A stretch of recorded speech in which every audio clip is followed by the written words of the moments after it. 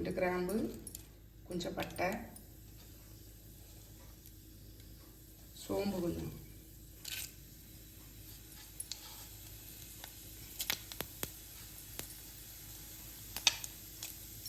ஜீரகத்தையும் இதுலேயே சேர்த்தேன்.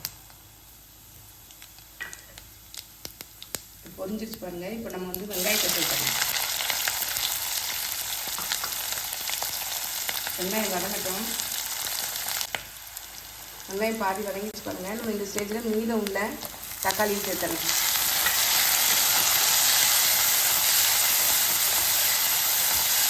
தக்காளி நல்லா சாஃப்டாக வதங்கட்டும்.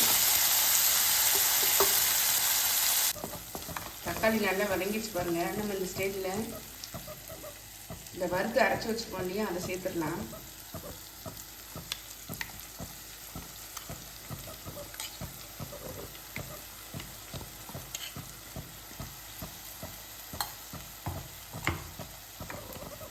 ஜஸ்ட் இது கலர்னா போதும், ஏன்னா ஏற்கனவே வறுத்து அரைச்சதுதான் அது.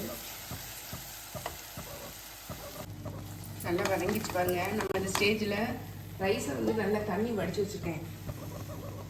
வடிஞ்ச ரைஸை வந்து இதில் சேர்த்துடலாம்.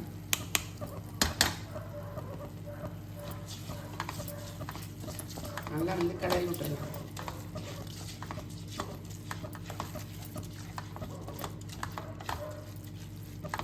தேவையான தண்ணி இப்போ சேர்த்துடலாம்.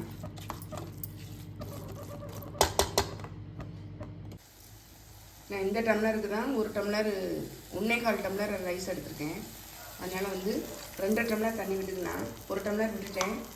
1.5 டம்ளர் வந்து இந்த மிக்ஸி ஜாரை நல்லா அலம்பி இதை சேர்த்துக்கிறேன். நல்லா வந்து மிக்ஸ் பண்ணி விட்டுறலாம்.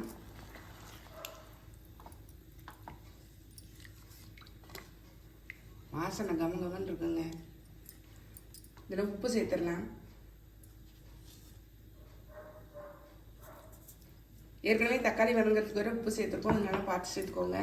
அது மாதிரி மிளகா வத்தல் போட்டு அரைக்கும்போது நீங்கள் உங்கள் காரத்துக்கு தகுந்த மாதிரி போட்டு அரைச்சிக்கோங்க. இல்லை உப்பு காரம்லாம் வந்து செக் பண்ணிக்கோங்க. இந்த டயத்தில் கொதிக்கட்டு நம்ம மூடி வச்சுக்கலாம். இதில் ஒரு 1/2 டீஸ்பூன் அளவு வெல்லம் சேர்த்துக்கலாம். சுவையை கூட்டி கொடுக்கும். கொத்தமல்லி தழையை இதில் தூவிட்டு ஒரு மிக்ஸ் பண்ணிவிட்டு நம்ம வந்து மூடிடலாம்.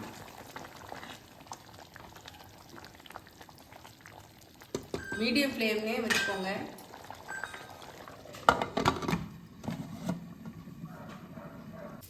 குக்கரை ஓப்பன் பண்ணி பார்த்துடலாம்.